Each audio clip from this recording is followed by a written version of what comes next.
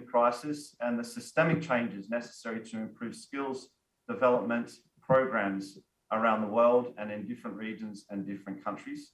We're also going to look into how skills can build resilience to withstand future crises, how to secure inclusion, learning continuity, and a recovery for those most vulnerable groups, so the most disadvantaged and vulnerable groups, particularly in the least developed countries and developing nations.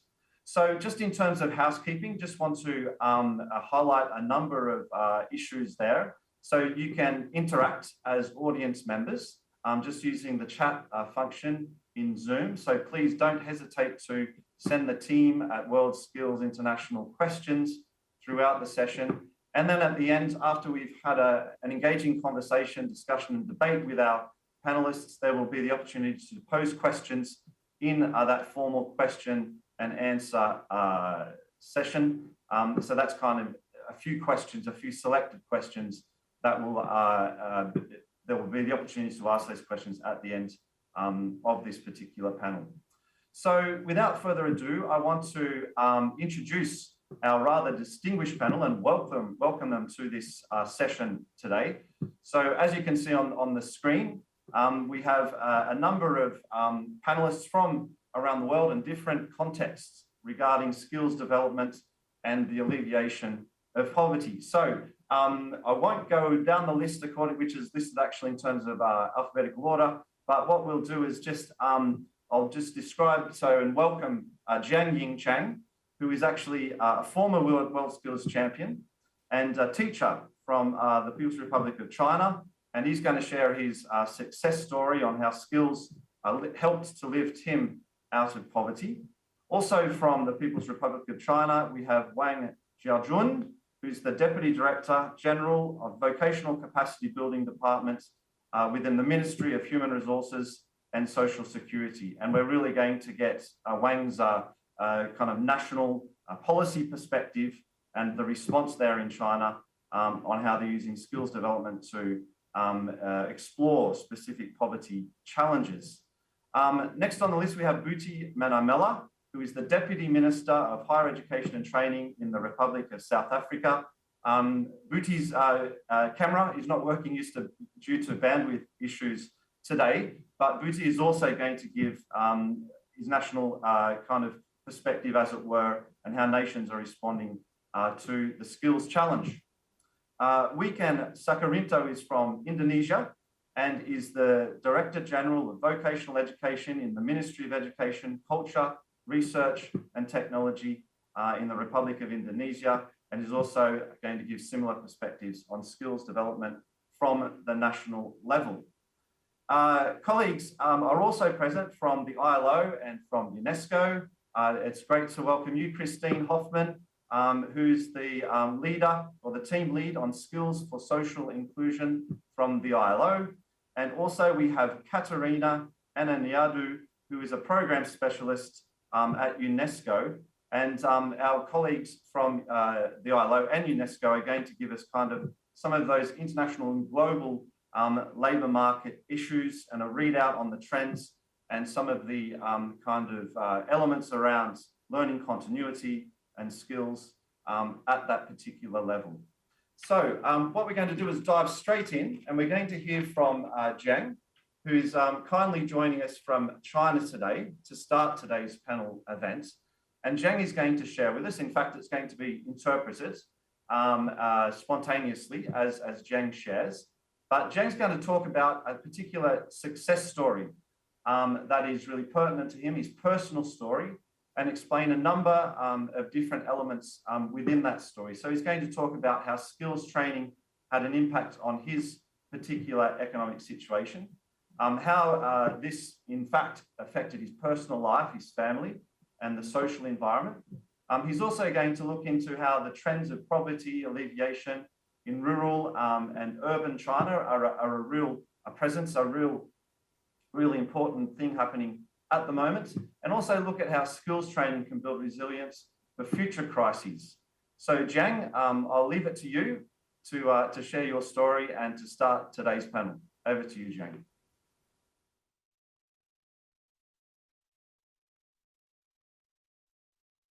Hello，大家好。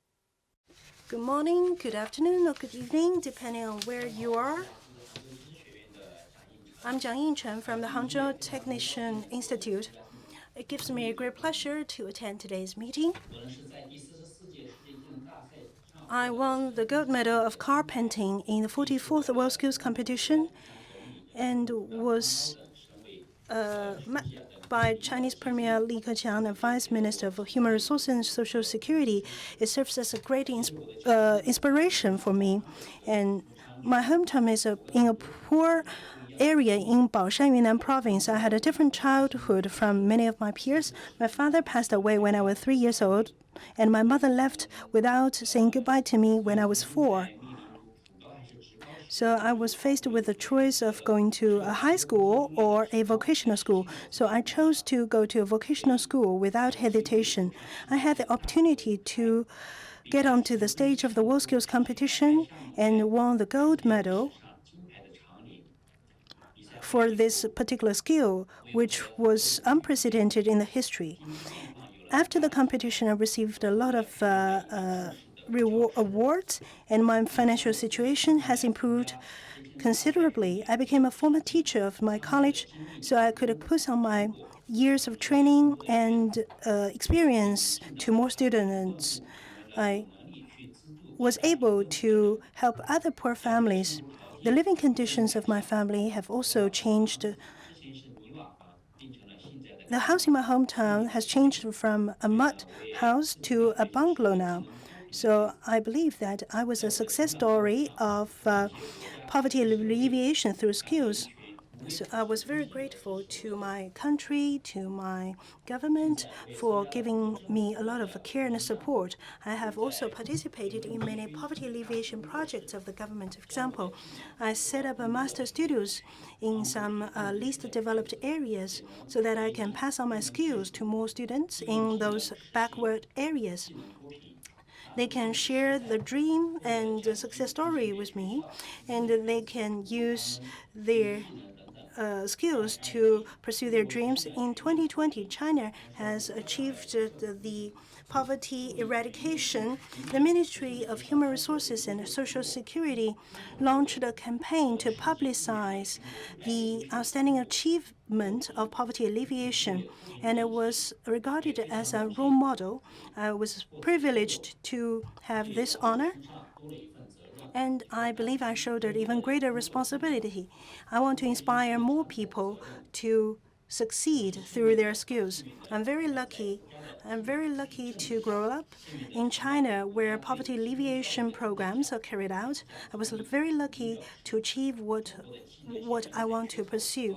Premier Li Keqiang once said that China has a talent gap of 20 million.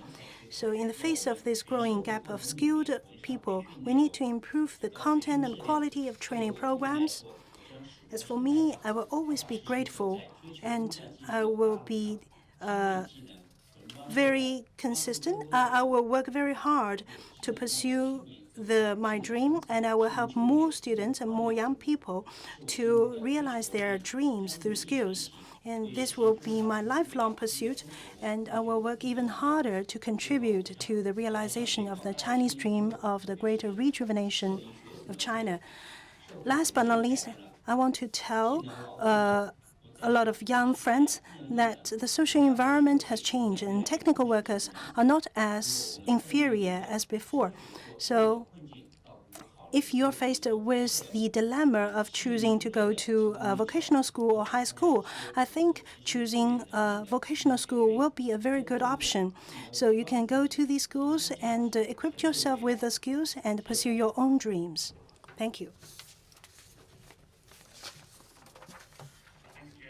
Hopefully everyone managed to activate the interpretation function if your first language is English or if you prefer the interpretation in English. But we're really appreciative, Zhang, for sharing your success story and I think inspired equally by the fact that you've not only used skills and the particular opportunities yourself, but you're also now as a teacher kind of sharing your skills and your abilities with others. And that I think is, as I said, very, very inspiring.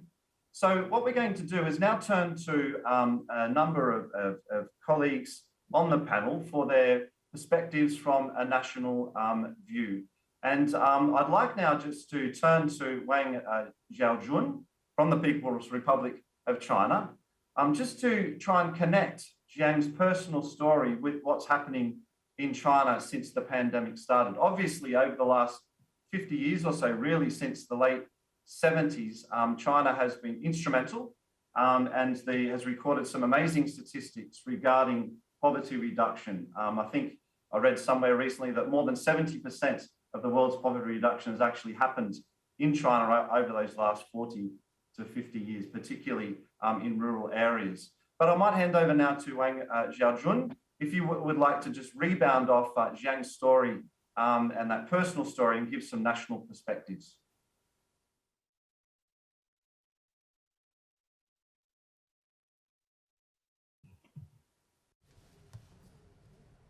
好的，各位尊敬的会议代表，Dear participants, 各位女士和先生们， ladies and gentlemen, good afternoon. 刚才呢，蒋彦成同志呢， Just now, 他个人 Mr. Jiang Yingchen shared his personal success story. 能够走出贫困地区， He was able to get out of the poor areas and became 技能大赛的 a WorldSkills champion through skills training, 校的教师， and he has now become a teacher of the vocational school. I think 恰恰体现了 his 一位 success story 青年孩子青少年在他成长的关键时 shows that 选择了学习技能的正确道路。 it might be a right option for a young student to choose vocational school and acquire the skill of carpenting. And he was able to alleviate the poverty, and he was able to become a successful person through skills training. And he thought he was very lucky, and I also shared his feeling because really, during the past few decades, the Chinese government attached a great importance to the skill development and poverty alleviation. Poverty alleviation has been given top priority, so we opened a lot of training programs for those vulnerable groups, and through skills training, they were able to acquire a certain skill and leave poverty behind. In the past few years, we have taken a number of measures to address the poverty issue. In 2019, we published the program for the realization of the reformation and the improvement of technical and vocational training and education 2019 to 2021. And these documents actually clarify the tasks and enhanced our investment in the poverty alleviation through skills.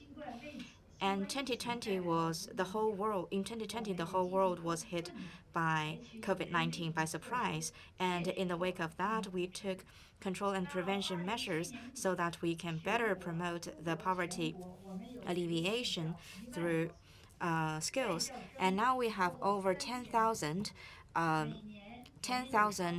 different vocational schools through nationwide, and at the same time we have over 30 million learners at these vocational schools, and each year we have millions of graduates from these vocational schools, and we also provide scholarships for these students. Poor students can get access to vocational education free of charge. And then in 2020, we organized free of charge vocational education and training for 2.7 million people. And at the same time, we provided accommodation and transportation subsidies for them during the training courses. And thanks to the support of governments at different levels, a lot of people actually got employed despite the COVID-19. And in this way, we we managed to alleviate more people from poverty through education and training, through employment and entrepreneurship. And in this way, we contained the intergenerational transfer of poverty. And recently, we have also promulgated new opinions about the high quality development of modern technical and vocational education and training. In the future, we will focus on the vocational training and education and enhance its status. And we will also set up a modern system of vocational education and formulate a society that serves skillful workers. And on behalf of the Ministry of Human Resources and Social Security, we will also strengthen our efforts to alleviate more remote areas from poverty through skills, and at the same time, we will also carry out research on the future plans of technical and vocational education and training. We will enhance our policy support and organize a batch of new projects to improve the scale and the quality of TVET so that we can provide a better platform for the success of young people. Thank you. Great, thank you so much, and thanks for sharing some of those really impressive statistics, I guess you'd say, about the number of people in vet training and indeed getting vet training free of charge. It's very impressive. What we're going to do is hear now from Deputy Minister Buti Manamela from South Africa, and we're going to kind of get his national perspective, again, taking inspiration from Jiang's success story, and just hearing, yes, from that national perspective about kind of skills development and poverty alleviation in South Africa. Just a reminder that the Deputy Minister doesn't have his camera working, but you'll probably see his photo and hear him.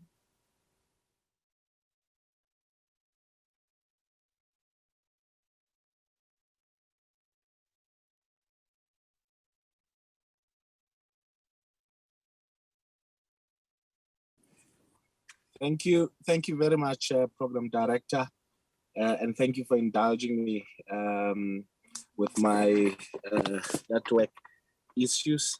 And I must say it is an honor for us to be speaking to you at the very important gathering, which is the WorldSkills Conference, and that there's no doubt that for any nation to meet its skills goals, one of the essential requirements is skills. The issue of skills development has become even more urgent as a result of the rise in global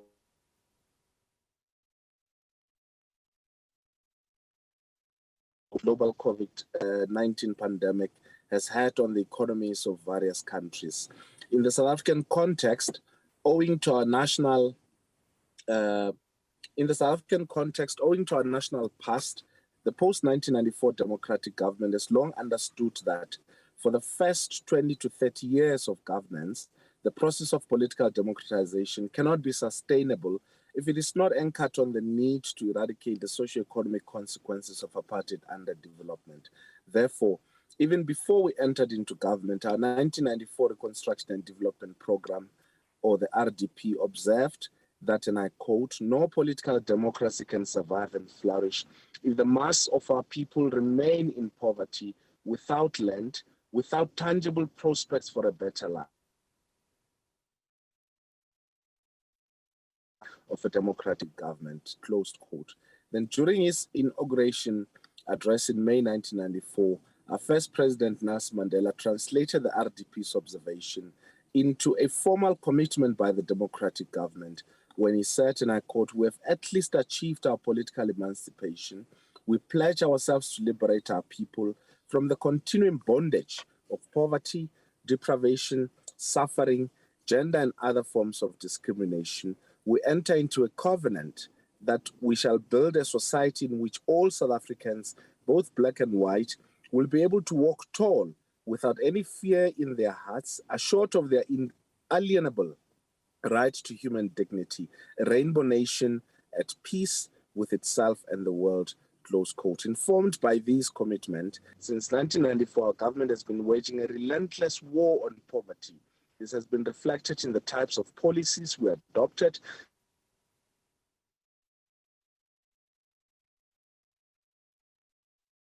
has been the creation of economic opportunities of marginalized groups, empowering marginalized communities and individuals to access these opportunities, and providing a safety net in the form of social assistance and provision of basic services.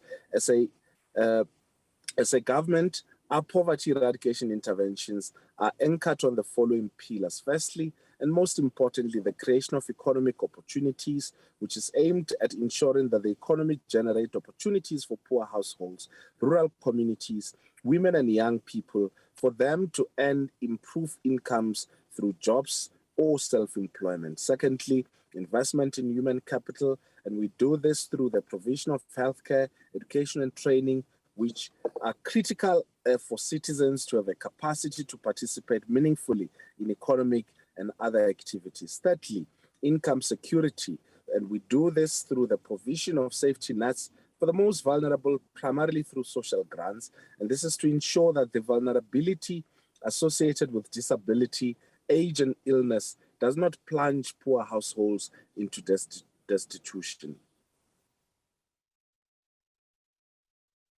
Fourthly, we then introduce the basic services and other non-financial transfers, and this is what have been termed a social wage, consisting of services such as subsidized housing and expanded access to water, electricity, refuse removal, and sanitation, as well as a raft of minimum free basic services for vulnerable sectors of the population.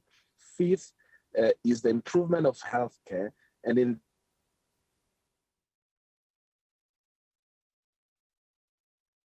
quality and efficient preventative and curative curative care, and ensuring that illness or disability do not plunge poor households into destitution. We also do this through access to assets such as housing, land, and capital, including public infrastructure, both to improve economic and social security, but also to provide the basis for economic engagement in the long run. The other pillar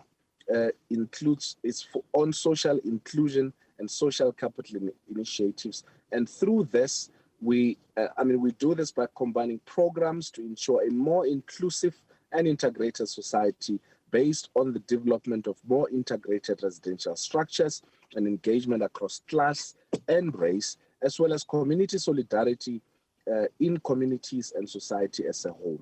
The focus is also on strengthening social capital, especially for the poor, to expand their network and ensure they have access to information. Environmental sustainability, and in this regard, our strategies and programs are aimed at helping to link increasing economic opportunities for the poor to the protection and rehabilitation of the ecosystem, reversing environmental degradation, and promoting ecotourism, and most importantly, good governance. And we do this through direct intervention in the provision of information and guaranteeing access to state information through legislation, facilitating participatory governance, pro-poor policies, and sound macroeconomic management. In line with this, we believe in a developmental state, our emphasis on good governance is meant to ensure the proper use of public resources and accountability, and encouraging shared economic growth, promoting effective and efficient delivery of public services, and consolidating the rule of law. We do all of this not only to create economic opportunities, but also to end the curse of intergenerational poverty, which is a stubborn phenomenon on our continent. Additionally, like all countries, we also had to respond to the impact of the COVID-19 pandemic. Last year, we adopted the Economic Reconstruction and Recovery Plan, and this is a systemic financial injection by the state that is intended for social and economic relief and as a stimulus to support the recovery of the economy. In conclusion, at a policy level, all our anti-poverty interventions are intended to bring us closer to achieving the objectives of our country's Vision 2030, as articulated in our National Development Plan, which vision is to eliminate poverty and reduce inequality by 2030. We believe we can achieve these goals by, among others, investing in the training and development of our population, growing inclusive economy, building and enhancing state capacity, promoting ethical leadership and partnership through our society. And through this, we believe that we're on the right path in ensuring a skilled nation. Thank you very much for listening. Thank you so much, Deputy Minister. And it was very good to hear indeed some of the measures and the policy issues that you've raised, in fact, and the way that you're creating economic opportunities. Of course, we'll come back to you later in the session to hear about some of the learning and education and skills perspectives in terms of your policy priorities in South Africa. But for now, and just keeping in mind Yang's story, I'd like to turn now to our colleague from Indonesia, in fact, Wikan Sakarinto, who would, if you could talk to the story and also bring in some of those national perspectives on skills development and the alleviation of poverty. Okay, thank you very much. Assalamualaikum warahmatullahi wabarakatuh. Thank you very much, Shane, and all distinguished speakers, Jiang Yincheng, Wan Jiaojung, Putih Manamela, Christian Hoffman, Catherine Anidao, and ladies and gentlemen. Okay, first of all, I would like to say good day and good evening, and very warm welcome to all of you around the globe. And of course, thank you very much for the opportunity. We are about to discuss about the building skills for resilient society. So if you are talking about the topics based on the perspective on how nations are responding to poverty challenge specifically, we'll know that governments in various countries, including Indonesia, are currently faced with several challenges related to developing quality human resource and skills workforce, ranging from high wage that work with productivity to how graduates can face challenge in the industrial world, including technological disruptions, resulting in many common jobs profiles disappear and replaced by new jobs that are still unpredictable. Still, many jobs profile have emerged, and which will continue to grow, especially now that the world is facing the impact of COVID-19 pandemic, which has hit the economy very hard and in all aspects.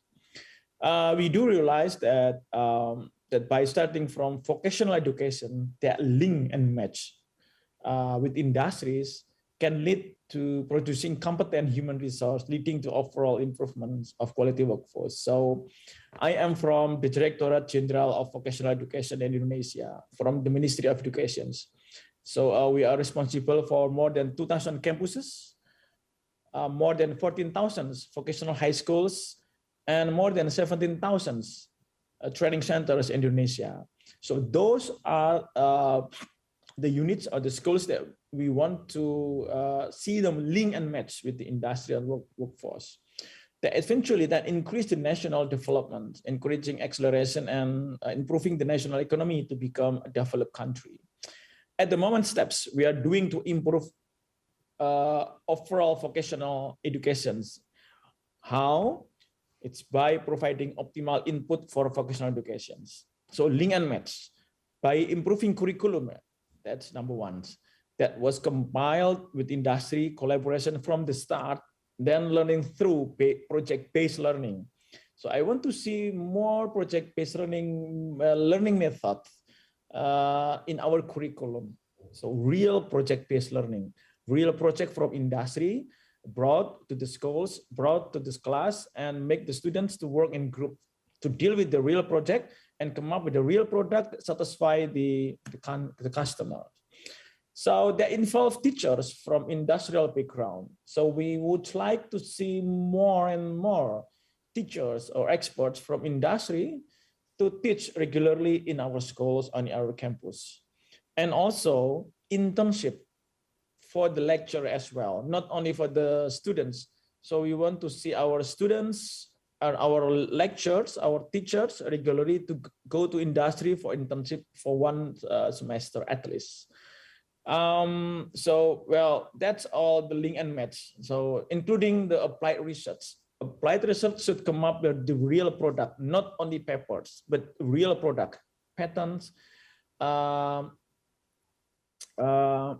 property right, and etc. So not only papers, but we would like to see more products from applied research. So human resource, teachers, principals, deans, directors of polytechnics, that is the first priority that we want to shift the mindset.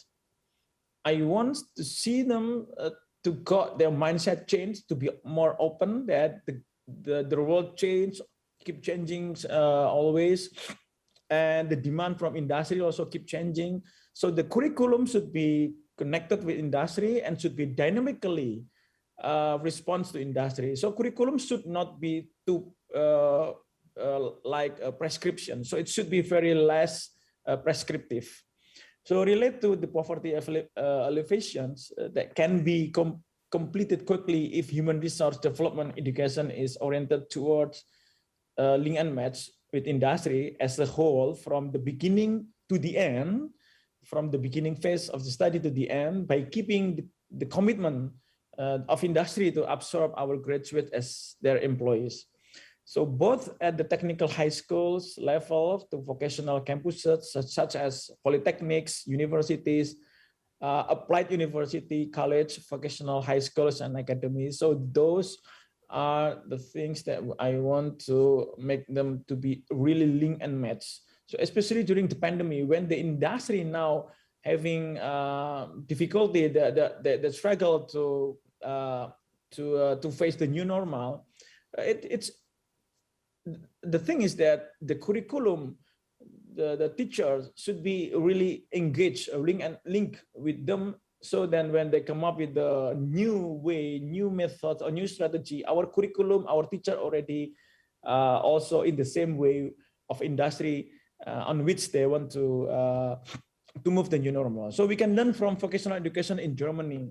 Well, we've been learning from Germany, from the Japanese system as well. And also we also combine with our local correctors. So that has succeeded in optimizing in function of vocational school. I meant German system. So they apply what's so-called dual system model. We do also now keep trying to apply the dual system model. So more internship, more study programs in industry instead of only in the schools. So the results has a minimal number of movement in Europe. I know that. So dual system is the thing that now we are trying to apply more and more. So we also need to take this practice from China as well. So we can see many innovative technologies thanks to the contribution of vocational education that is applied. And yes, I'm quite proud the young man in the previous speaker from China. That young man, he had strong confidence to choose vocational education instead of normal education, and he made it. So that's the thing that I want to see, especially in Indonesia, in massive way. So the progress of science and technology that is shaking the world today, competing with the other countries, come from the collaboration of education institute with industry. From here, that many observers predict that China will excel the leading world in technology and innovations. And this achievement cannot be separated from the success of the Chinese government in maintaining the quality of vocational education in the country.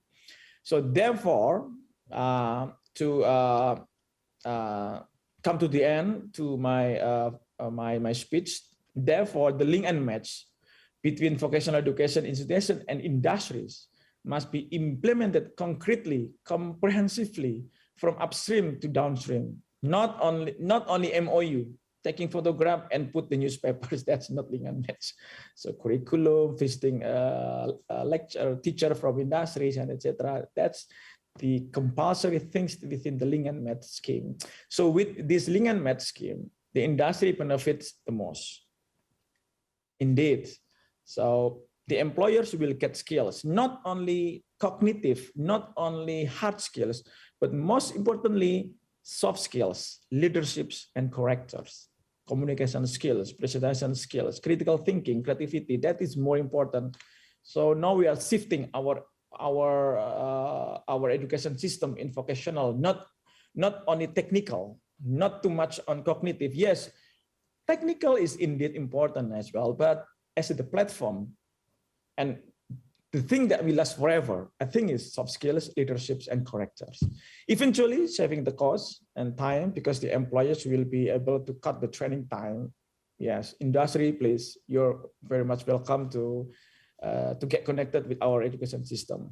So thank you very much. I think that's all my not too short, but yeah, quite short, but not too short speech. Back to you, Shane. Thank you very much. Thank you, Mr. Sakarinto. Really interesting actually to hear how you've been using experiences and practices in other countries and applying those to the VET programs, to the vocational education training programs in Indonesia, and indeed making that connection between the classroom or the VET curriculum, as it were, and industry, and looking at the different types of skills needed is a really important initiative, and really good to see there. And it's interesting you were speaking about the role of teachers in improving the curriculum, and then, of course, more broadly about applying research in a very tangible and practical way.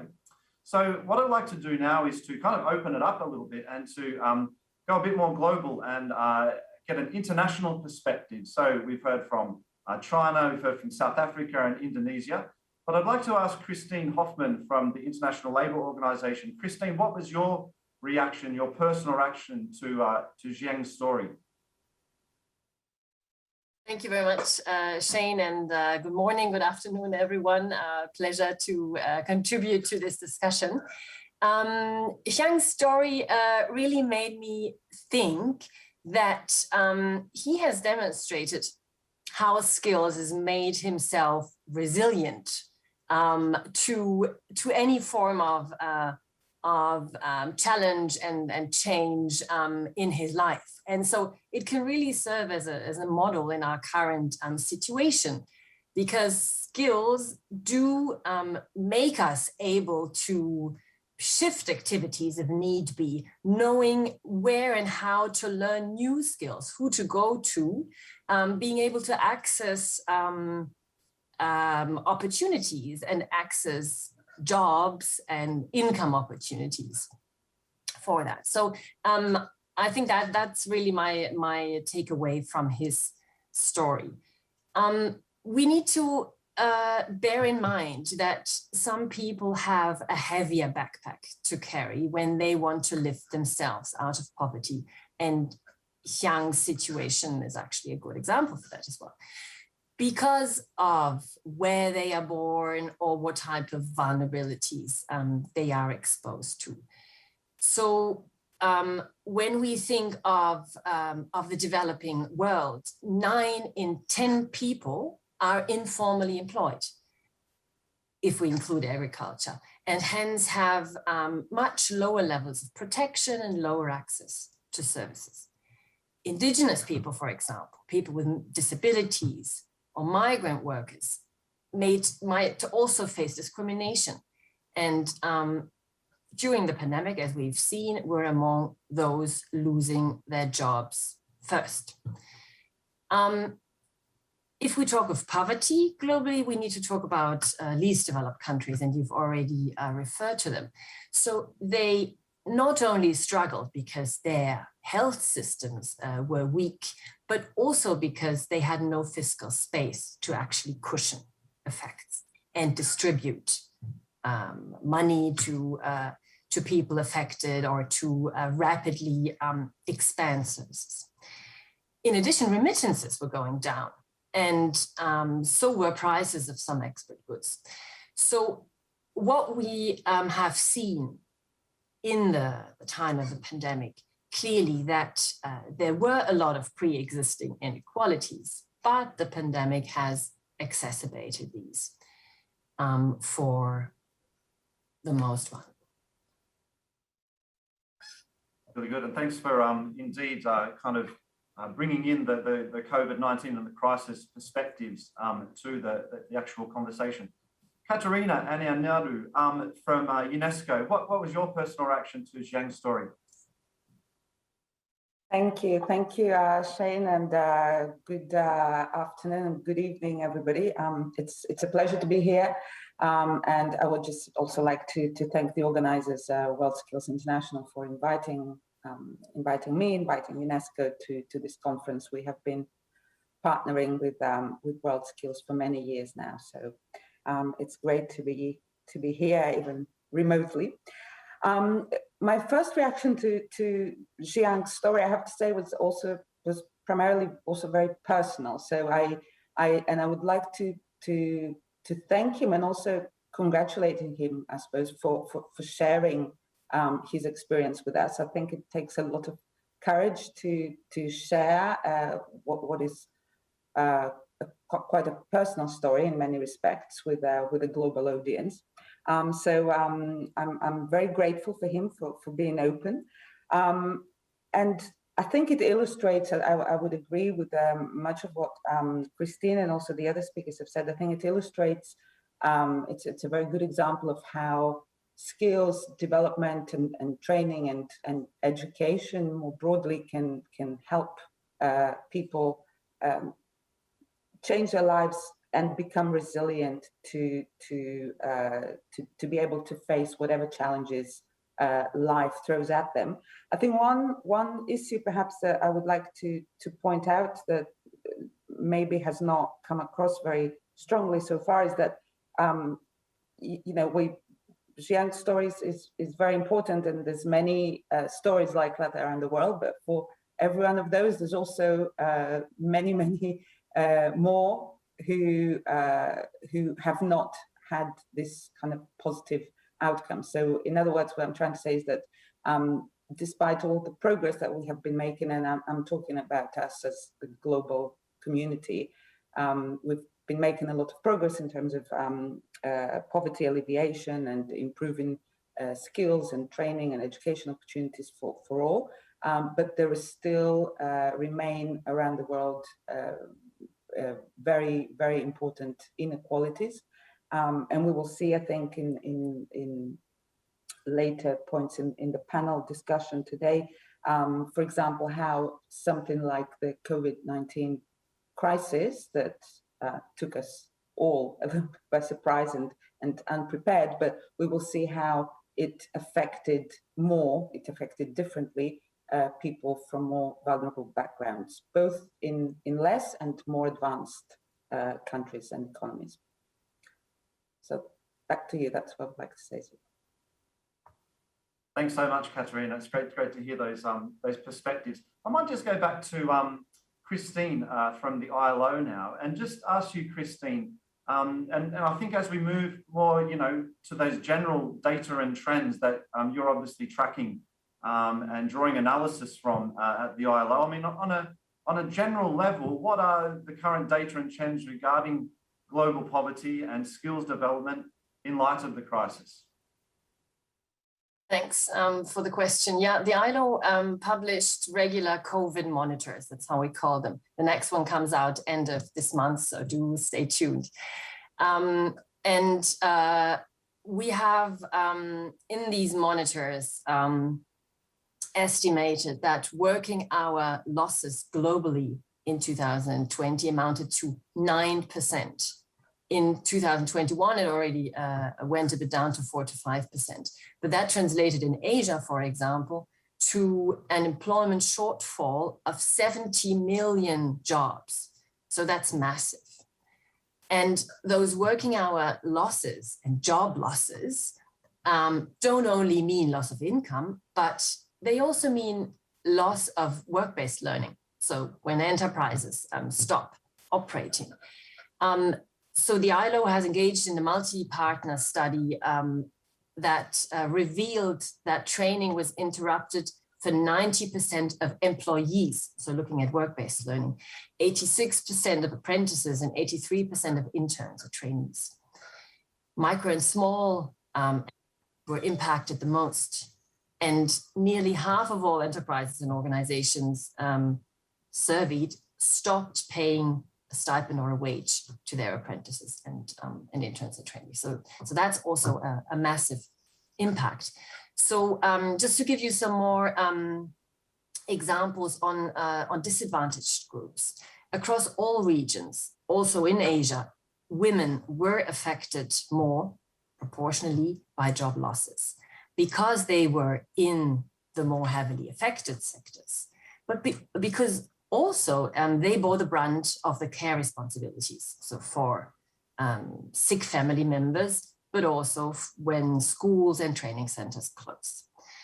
So while we know that women have caught up in terms of education globally, in TVET we still see gaps. And in the labor market, the global wage gap continues to stand at nearly 20% and has gone down only very, very lightly in the last 3 decades, actually. And not because women have lower levels of skills, but because they work in jobs of lower value and hence of lower pay.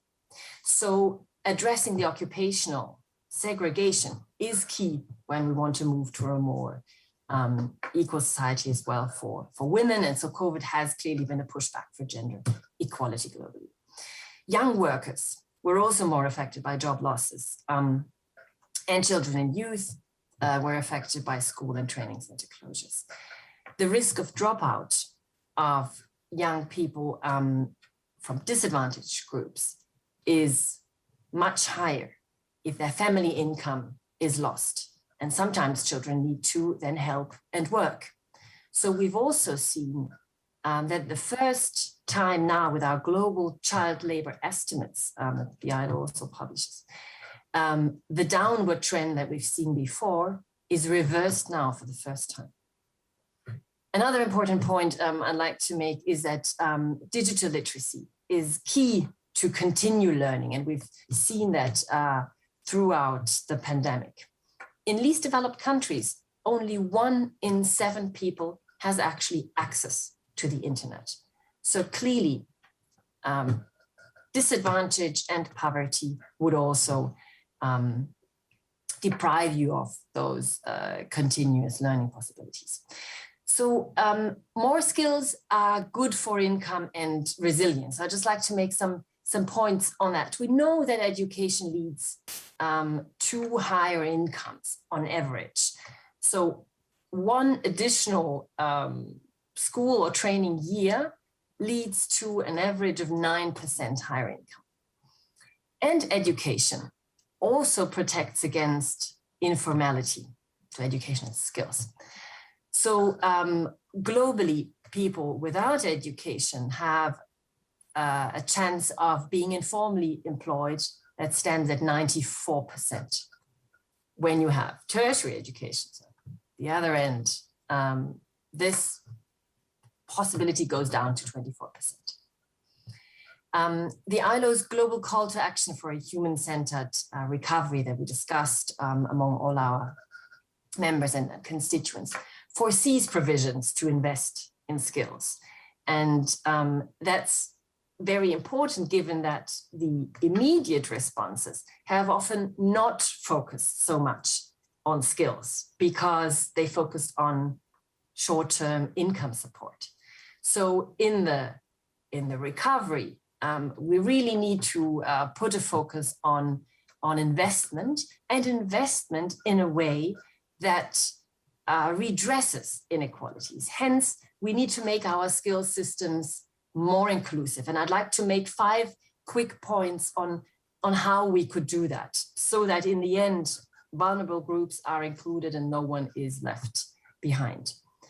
First, we need to make sure that decision makers have a good understanding of where the barriers are across the whole skills development cycle, from admission to choice of courses, participation, assessment, and transition to employment.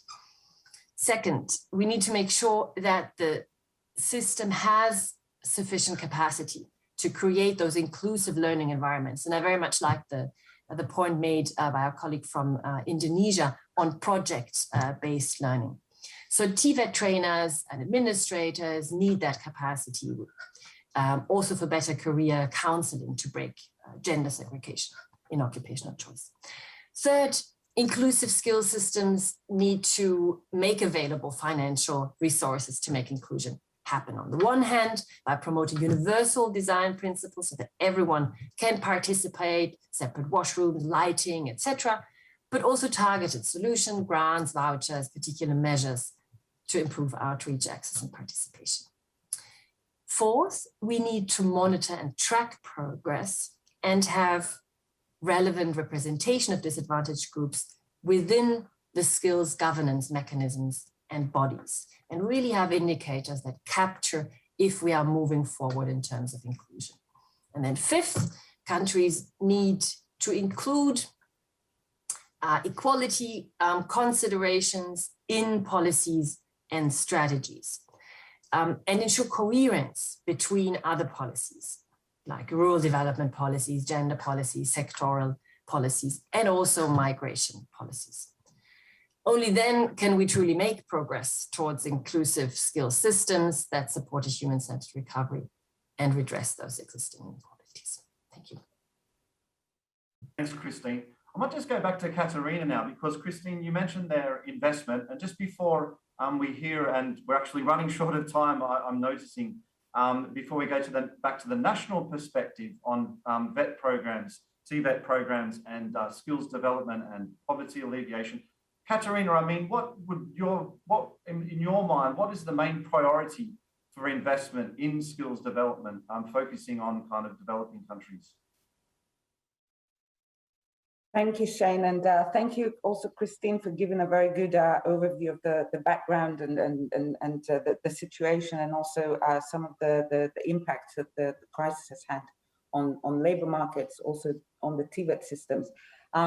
As Christine has already mentioned, I think we with our partners at the World Bank, ILO, and UNESCO, we conducted a survey at the very outset of the pandemic in May 2020, to see how countries were responding, how TVET systems in particular were responding and adapting to the crisis. And I think, as we all know, I mean, we found that there was almost complete closure of training providers and TVET centers in about 90% of the respondents, of the people who responded to our survey online.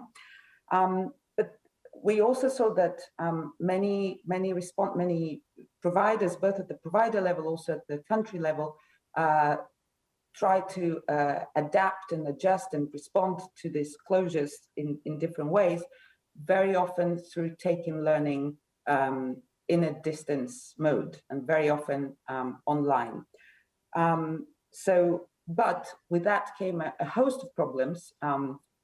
Some of them have already been mentioned by Christine and by other speakers. So first of all, we have this lack of infrastructure, lack of connectivity and access to devices and to the internet by large segments of the population, both obviously in the less and the least developed countries, but also in many advanced countries for those who are from vulnerable backgrounds, of women more so than men.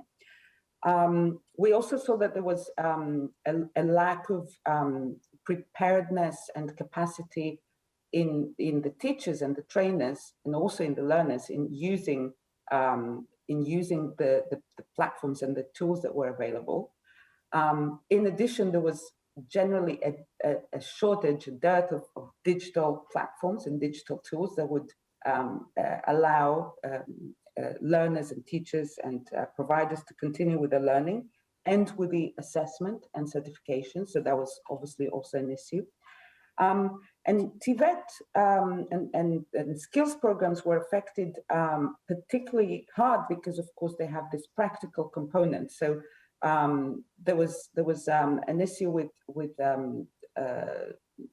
not having enough, not having the facilities and the systems not being able to deal with the practical components of the teaching and the learning and the assessment that takes place at work, but also because of the massive business closures because of the pandemic, many apprenticeship and other forms of work-based learning programs were suspended. So that, of course, made the TVET system particularly vulnerable, and it exposed that it was quite, not prepared and not very prepared to adapt to the crisis. Now, of course, this has had and it can have implications both short term and long term. I mean, first of all, by having this prolonged school closures, and that the data that I just mentioned just come primarily from the first wave of the crisis, but we've had repeated waves of crisis and repeated reopenings and reclosures of systems in different countries. So there's an increased risk of learners being demotivated, of dropping out, and as a result, and becoming, falling further behind as a result of not having skills. And I think that also goes back to a lot of the points that Christine made about the impact that the crisis is having on people from more vulnerable backgrounds. So yes, I think we will have some more opportunity later on to discuss perhaps some of the opportunities and what we can learn from this crisis, practices that have worked, and how we can build that back better so that we can create systems that are more resilient in the future, both in getting us out of this current crisis, which is of course not over yet, but also in the future. Thanks so much, Katerina. Yeah, I think that's a really important point. And hopefully we'll get time to indeed touch upon. Yes, I don't know how much time we'll have to cover other things. Absolutely. We are running out of time. We've got about 15 minutes left. So what I'd like to do is actually bring it back to Wang Xiaozhong from China, and just to ask you, and indeed Katerina was talking a lot about vet systems, but to continue on that track, just to ask you how China is developing vet systems to respond specifically to the challenges of poverty, and whether these strategies indeed have been adjusted or modified in light of the COVID-19 crisis.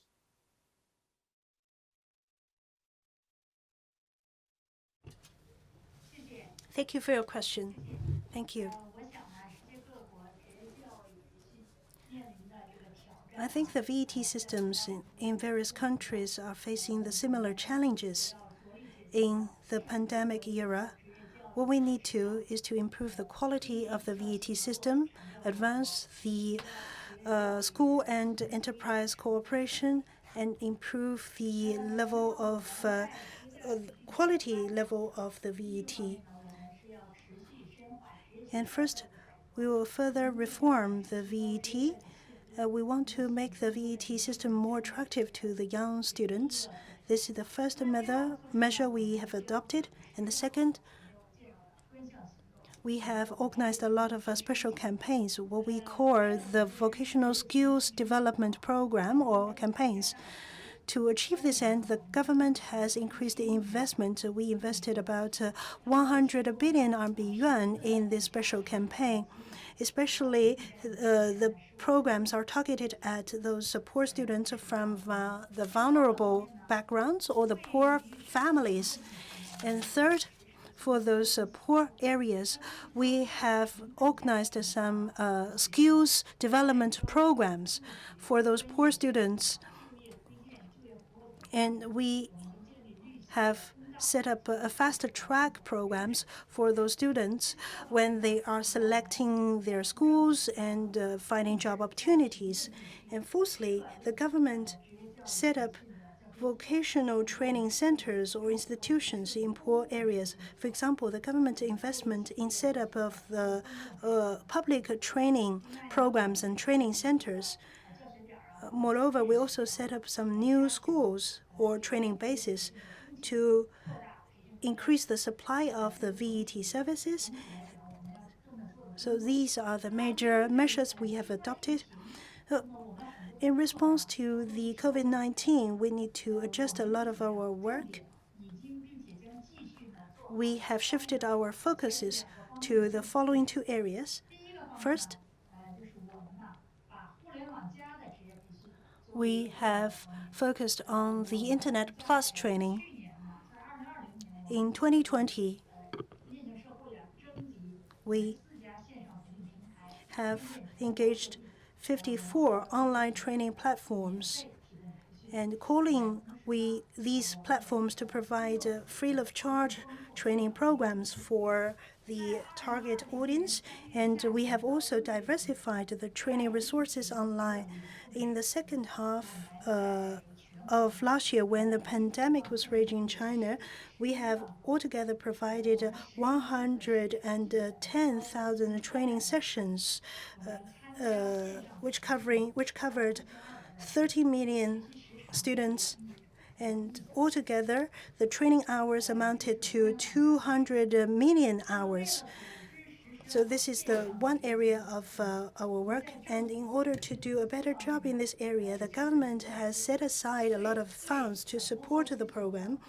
For those qualified online training service providers, we provided some subsidies for them. So this is the first areas of our work. And the second, we have also emphasized on the job training or work-based learning. So we call it on-the-job training or the work-based learning. And we carried out research on the impact of the pandemic on the employers. Our major measures are as follows. For those businesses which have been negatively affected by the pandemic, and if they stay afloat, then we will provide some subsidies for their on-job training. And for some special industries such as the restaurants, catering, travel, tourism, and transportation, we found they have run into some difficulties. So if they have persisted in their business, so we are offering a lot of help for them to carry out on-the-job training programs. And in 2020, we altogether supported 1 million enterprises covering more than 10 million people. So these are the measures we have adopted in response to the negative impact of the pandemic. And in the future, based on the progress of our training programs and based on the latest development of the pandemic, we will make a fine-tuning to our policies and measures, and we will further enhance the VET and make greater contributions to poverty alleviation. Thank you. Thank you so much. Apologies there, we missed the first part of your intervention, but indeed I think we've got some very interesting points, particularly in relation or regarding the response to the COVID crisis. Unfortunately, we've lost Bhuti Manamala from South Africa, Deputy Minister. He's having connectivity problems, unfortunately, today. But I'd like to turn to Wikan Sakarinto from Indonesia and ask you quite specifically, Wikan, in Indonesia, how are you responding to the needs of specific vulnerable groups? And specifically there, we're talking about those workers with low skills, women indeed, and young people. Yes, thank you for the questions. Yeah, it's been a while that becomes the issue in Indonesia as well, the job loss and emerging jobs and etc. So I keep mentioning our strategy is to reform the curriculum, not too much on cognitive, not too much on technical skills, but our vocational should be based on the platform of soft skills, characters, leaderships, entrepreneurships, etc. So I did not say that hard skill or technical skill is not important, because competence is built by three aspects: soft skills, hard skills, and characters. So those three aspects should be strong to be one compiled set of competence. So coming back to the change that keep happening in the world, I believe that if we only focus on hard skills, then our graduates will be left behind by what is actually an industry or in a workplace, because they move faster than our curriculum if we only focus on hard skill.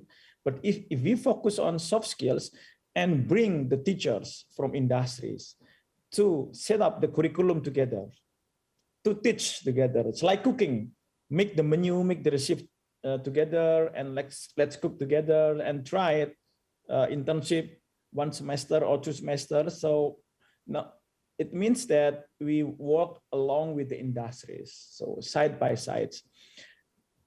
Yeah, I think that's one strategy that I believe we can survive for the futures. And speaking about the gender equality,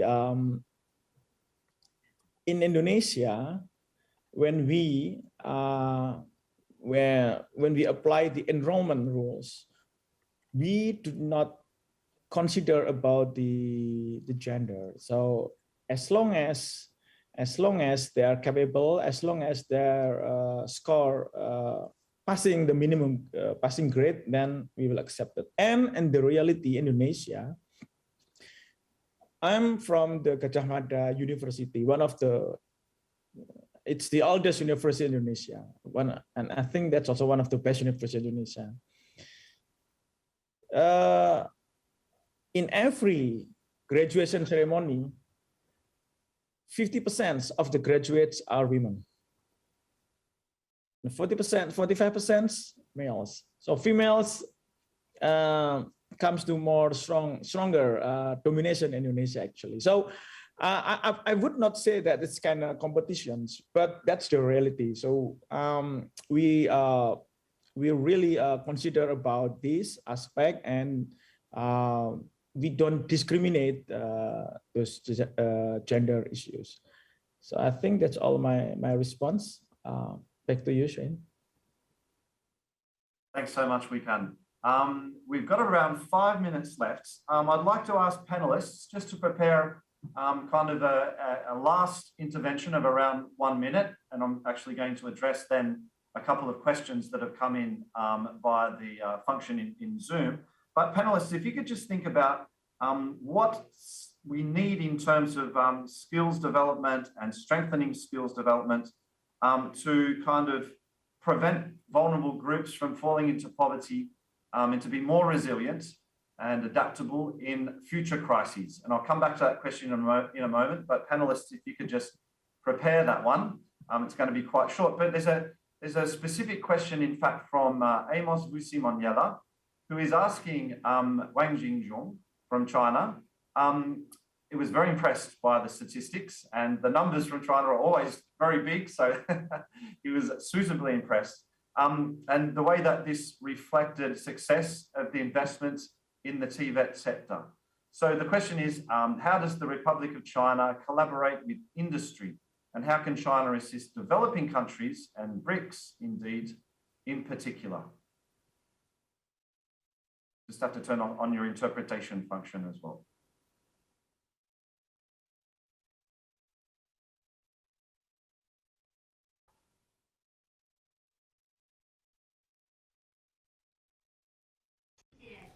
Thank you for your question. I think skill cooperation is very important. The collaboration and the cooperation between countries on skill development is also very important for the skill development in their respective countries. I think we can conduct a cooperation with other countries in the following areas. First, we will better use the international platform. For example, the WorldSkills International. We participate in some regional and world skills competition. China has also been very active in participating in some cooperation platforms of many international organizations, and China will have a bigger role to play on these platforms. And second, we want to make use of the Belt and Road Initiative to identify more opportunities for multilateral and bilateral cooperation opportunities. So in terms of the reality, or in light of the reality, we will further explore the possibilities of further cooperation. We will use some specific projects, for example, the exchange of students, the exchange of teachers, and the curriculum development and the textbook development. So these are the potential areas for cooperation. And third, we also encourage and support schools and universities in a lot of areas in China, such as Beijing, such as Guangdong and the Yunnan provinces. Actually, a lot of schools have accumulated a lot of best practices, so they are providing some teachers and a curriculum support for international partners. On the other side, we are also engaged some international partners. We have invited some teachers and to have some communication programs in China. Thank you so much for answering that question, Wang Jiajun.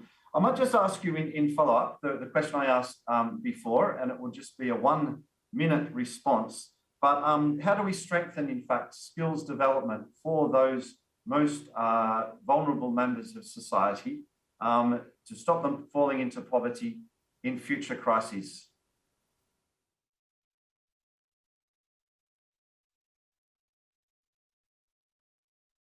Sorry, Shane, have you addressed this to me? That was the question, a follow-up question for Wang Jiajun. But it's actually a general question for all panels. I lost connectivity for a few seconds and I wasn't sure, so sorry. No problem. I'll just give Wang Jiajun the opportunity to respond, and then I'll come around to the other panelists.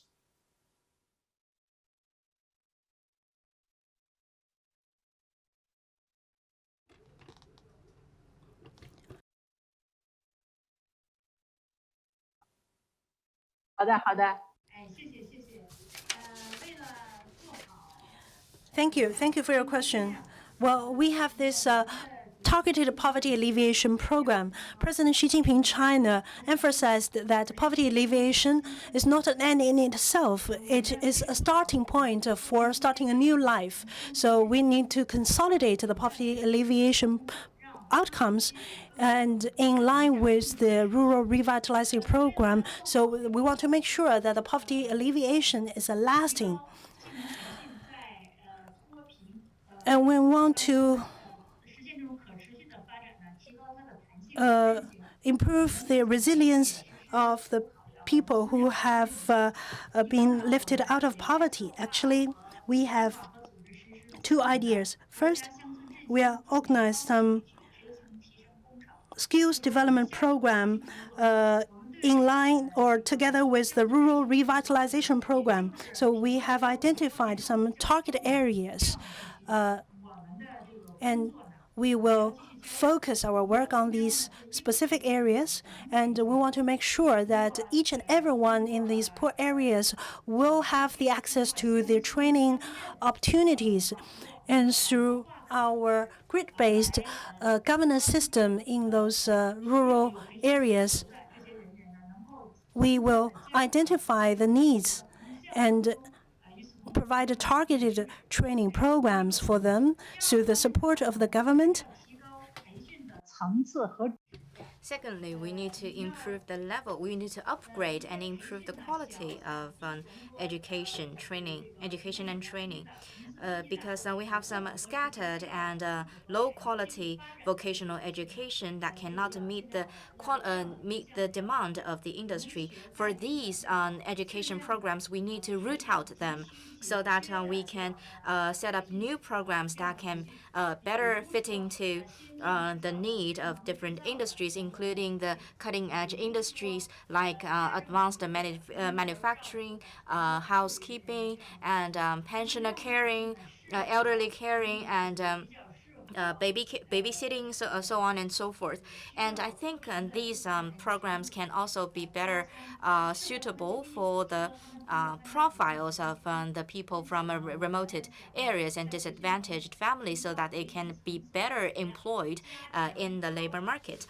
So in terms of this, we try to improve the quality of education, vocational education, so that we can better meet the demand and we can like our Indonesian colleague just mentioned, we need to also improve the education and training of these new jobs and for these new industries. These are some measures that we take. Thank you. I hope that I answer your question. That's absolutely fantastic. Thank you so much. And Katerina, I'll just turn to you for a short 1 minute answer, because in fact, yes, we're running a little bit over time. But for you, I mean, what's the one thing, if you had one kind of policy measure that you could take to strengthen, as it were, skills development to stop vulnerable groups falling into poverty in future crises, what would it be? So no, thanks, Shane. I don't know that I can pick only one. I think in the report that I mentioned before, and I have also shared the link on the chat. Hopefully, everybody can access it. We make a number of recommendations on how we can build skills development in TVET systems so that they can be more crisis ready. I think one important, if I had to pick one, I'm not sure that I could pick one, but one very important one, of course, is enhancing the capacity of teachers and trainers to use, for example, blended learning and digital learning techniques, which are going to be increasingly more and more used. They're already used very, very widely, and they're going to be even more so in the future. And we saw that there was a lack of capacity and skills in that domain. So that would be one important aspect. Perhaps one other point that I can make, because I don't think we have stressed it enough, is how important it is to mobilize partners from other sectors, from outside the education and training system itself. And we saw that in the context of the response to the crisis.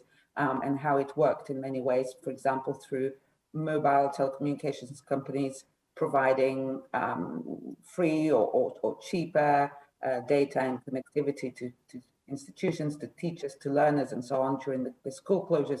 So I think more can be done, and policymakers can be more innovative in terms of how they can work with partners from outside the education system, including from the private sector, in order to make the systems more resilient.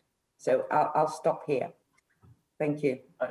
They were two fantastic points. Thanks for sharing them. Wikan Sakarinto from Indonesia, I'll turn to you before we go to Christine for the very final word.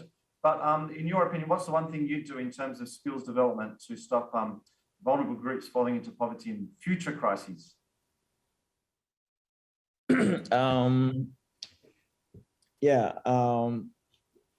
Now we also provide the funding for training centers, for training programs for the graduates who complete their study during the COVID pandemic.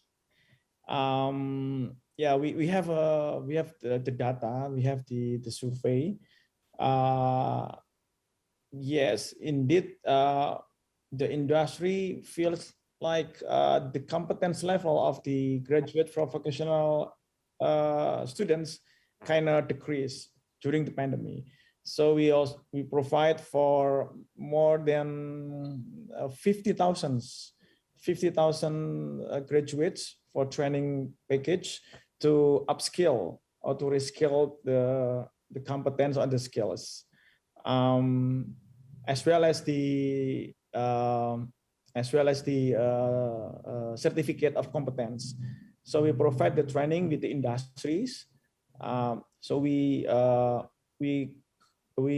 make our training center to be collaborate, to be engaged with industry, to develop the curriculum, to teach together, to train together, and for the certificate of competence also together. And the training centers who can get our funding, the thing is they should have beforehand, they should have got the industries as the partner from the beginning until to absorb the graduates. So that's one thing. Actually, due to the time limit, sorry, I cannot say more, but we do have some other programs to deal with that. Great, thank you so much for sharing. Christine, the final word is for you before we close out. Thanks so much, Shane. You've really posed the million-dollar question. So if we had a good answer, you know, we'd all be doing it. But the truth is really that, I mean, I've mentioned those 5 points before preempting your question on resources and monitoring and evaluation and capacity that Katarina also said, and the strategies and the policies. I think the most important thing is really that inclusion is everyone's business, and that we arrive at that conviction that we involve communities. There is community-based training as one approach, also implemented by many countries successfully. And we need to have workers and employers and their organizations as the key labor market actors to be actively engaged in this fight for a more inclusive system at all levels, at the level of the center, at the level of the governance mechanisms, etc. I think that would be my pledge. Thank you. It's a very memorable one. Inclusion is everyone's business, everybody's business. And indeed, I think what's come through very strongly in this session is the continued kind of demands that CVET curricula and the different actors in and around kind of coordinate better with industry, coordinate better with employers. And this connection between the classroom and the workplace is kind of reinforced, bolstered, and made stronger. I think that's what, one of the really strong messages to come out of this in terms of policy solutions, reducing poverty through skills development. That's all we've got time for. In fact, 10 minutes ago, that's all we had time for. So we've run a little bit over. So sorry to those who that was an inconvenience for. But indeed, you're able to follow the conference program until Friday. The WorldSkills conference is happening all week, which is fantastic. There's 2 more sessions on Wednesday, which will follow up on today's discussion. And indeed, on Friday, there's a conclusion plenary session to look at the different outcomes from the different sessions and to pull that together. So I'd like to extend a warm thank you, a very warm thank you to the panelists today. Thank you for your insights, your wisdom, your expertise, and particularly to Jiang for starting us off so well with your personal story. That really inspired us and really made the conversation and the debate much richer. So all the best, and hopefully see you soon.